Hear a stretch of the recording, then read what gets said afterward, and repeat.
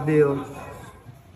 At sa wakas, no, after ng mahabang pila, nakapasok at nakuha na natin yung ating order dito sa Mr. B. Hindi ko inakala sa halagang 605, ganito kadami. Itong order na to, yung tinatawag na overload o yung Pro Max. So ito ay good for 4 dahil kasama 4 na kanin, 4 na soft drinks, 3 bone marrow. At ikaw na lang ang kulang dito kasama ko. Lagi-isa lang ako rito. Only rice na nga pala yun at only sabaw. Tikman muna natin ito ng walang sausawan. Yung karne sobrang lambot. Gusto ko yung merong kalamansi at sili. Oh, grabe, ang laki ng karne.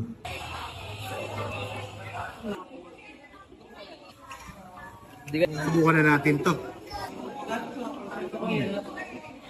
Grabe, panalo. Talagang isang pamilya mag-e-enjoy dito, lalo na ngayong tag-ulan. Kaya ano pa, magkita-kita tayo sa susunod kong food trip. Kita kits!